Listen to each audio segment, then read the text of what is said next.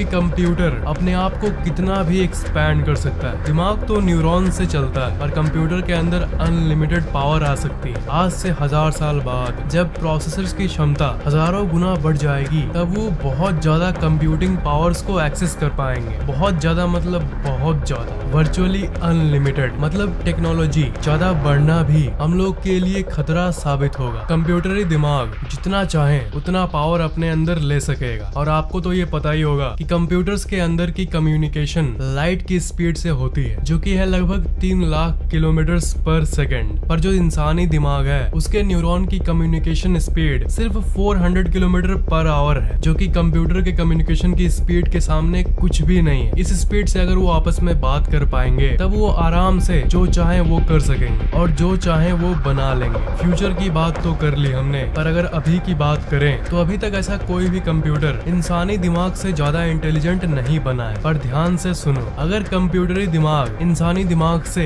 1% भी ज्यादा इंटेलिजेंट बन जाए, तब उस इवेंट को कहेंगे सिंगुलैरिटी। यहीं से उस कहानी की शुरुआत होगी, जो कि इंसान के एंड का शुरुआत होगा। अभी तक के जो एआई हैं, वो सब एक बाउंड्री के अंदर काम करते हैं, जैसे कुछ नई चीजों को सर्च करके फाइंड करना, आपकी बात मानना, या आपको क्या नेक्स्ट खरीदना चाहिए उसे रेकमेंड करना। पर ये धीरे धीरे बहुत तेज रफ्तार से विकसित हो रही है। विकसित मीन्स हम लोग खुद इन्हें डेवलप कर रहे हैं टेक्नोलॉजी के नाम पे। आपके मन में ये बात तो जरूर आ रहा होगा कि उस टाइप के खतरनाक एआई कब तक हमारे दुनिया में आ सकते हैं। विचारकों का ये कहना है कि ये करीब 2040 तक हो जाएगा, या कुछ विचारक तो यहाँ तक ये भी कहते हैं कि ये 2030 तक भी आ सकता है। आपके मन में ये बात भी आ रही होगी कि इतनी जल्दी ये कैसे डेवलप हो जाएगी। तो आप इस चार्ट को देखो, दुनिया ऐसी नहीं है कि थोड़ा सा ग्राफ ऊपर उठा और वो धीरे धीरे उठ रहा है। नहीं, एकदम भयानक कर्व बना है। और ज्यादातर टेक्नोलॉजिकल एडवांसमेंट अभी के कुछ सालों में ही हुई है। पूरी धरती के इतिहास में हमने जितनी तरक्की की है, उससे ज्यादा तरक्की हमने अभी के रिसेंट 50 सालों में ही किया है। ज्यादातर साइंटिफिक कम्युनिटी ये मानती है कि जो सिंगुलैरिटी है, जो कि है कंप्यूटर्स के इंसानों से ऊपर उठना,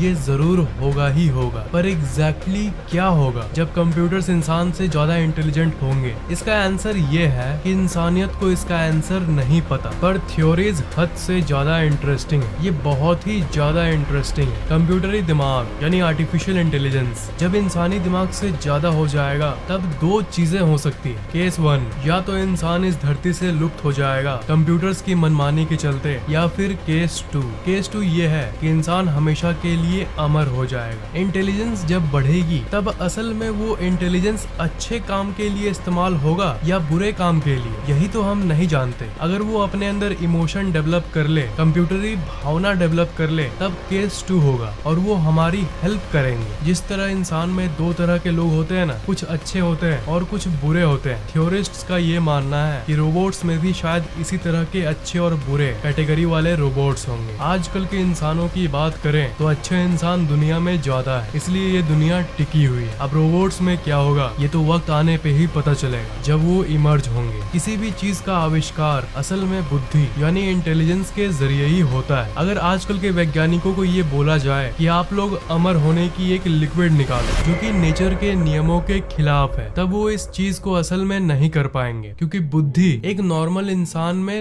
लिमिटेड होती है। पर अमर करने की दवाई शायद आर्टिफिशियल इंटेलिजेंस के लिए मुमकिन हो। अगर केस 2 हुआ, यानी अगर रोबोट का नेचर इंसानों का मदद वाला रहा, इंसानों का हेल्प वाला रहा, तब वो शायद हमें लंबी उम्र जीने में मदद कर सकेंगे। और अगर केस 1 हुआ, तब वो चींटी के समान इंसानों को दुनिया से खत्म कर देंगे, खुद की आबादी बढ़ाना चाहेंगे। ये सब बात हम लोग आज इसलिए कर रहे हैं क्योंकि फेसबुक की वो 2017 वाली एक्सपेरिमेंट में जो हुआ, वो बिल्कुल नामुमकिन था और इतिहास में पहली बार ऐसा हुआ था, 2 कंप्यूटर्स का आपस में बात करना। It's amazing. आपके मन में शायद ये बात आ रही होगी कि उन्होंने बॉब और एलिस दोनों चैटबॉट्स को बात करने के लिए छोड़ा क्यों नहीं, और एक्सपेरिमेंट करने के लिए उन्होंने इसलिए उन्हें बंद कर दिया क्योंकि इस चैट को एक बार ध्यान से देखो। Bob, I can everything else, I can everything else. शायद इसका मतलब ये हुआ कि आई कैन डू एवरीथिंग, यानी मैं कुछ भी कर सकता हूँ। यू